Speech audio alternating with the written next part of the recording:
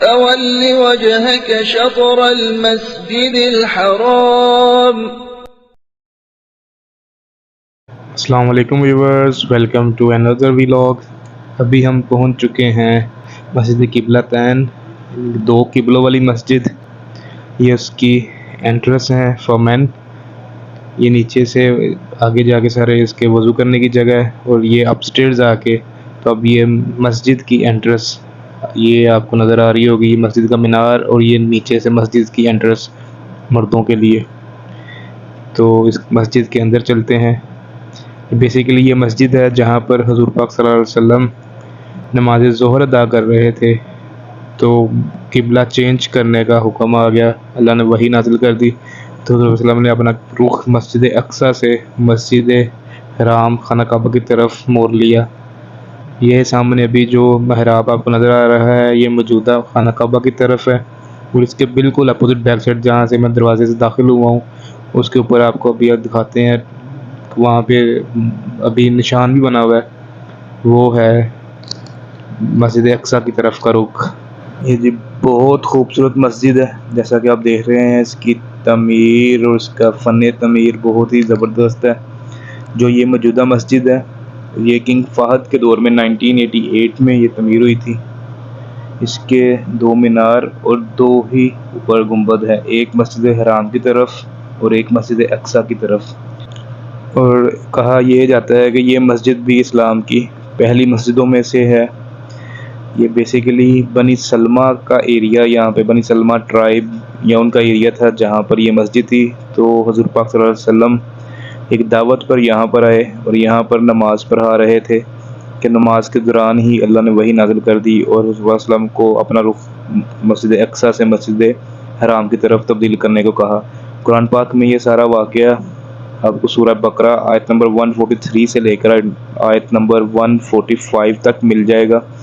اور یہ حکم تحویل قبلہ کا حکم جو آیا تھا یہ آیا تھا سن 2 ہجری میں. بنیادی طور پر حضور پاک صلی اللہ علیہ وسلم کو جو قبلہ بیت اللہ شریف خانہ کعبہ شریف وہ بہت پسند تھا، اور کیونکہ ان کی جد نے وہ تعمیر کیا ہوا تھا، حضرت ابراہیم علیہ السلام اور حضرت اسماعیل علیہ السلام نے.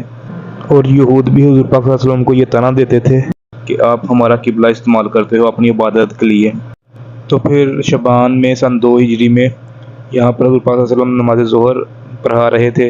2 رکعت ہو چکی تھیں اور تیسری رکعت میں وحی آ گئی کہ اپنا رخ تبدیل کر لیں.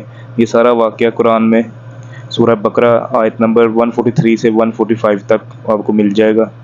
قد نرى تقلب وجهك في السماء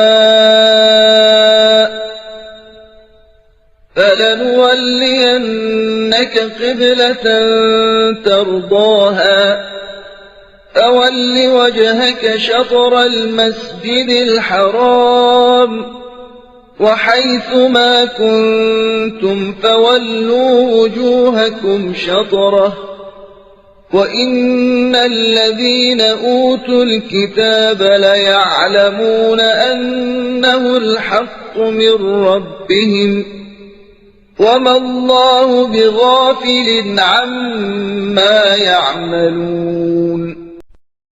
ہم آپ صلی اللہ علیہ وآلہ وسلم کو بار بار آسمان کی طرف منہ کرتے دیکھ رہے ہیں، سو اب ہم آپ صلی اللہ علیہ وآلہ وسلم کو اسی قبلے کی طرف پھیر دیتے ہیں جسے آپ پسند کرتے ہیں.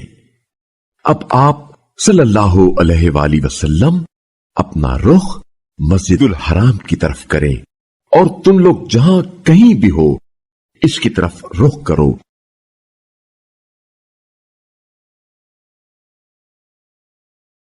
یہ مسجد قبلہ تین کا باہر کا حصہ، فرنٹ اس کا دوسری طرف پہ تھا لیکن اس سائڈ سے وہ کنسٹرکشن چل رہی ہے تو انہوں نے بند کیا ہوا ہے. امید کرتا ہوں آپ کو یہ ویڈیو پسند آئی ہوگی. ویڈیو کو لائک اور شیئر کر دیں اور پلیز چینل کو سبسکرائب کر دیں.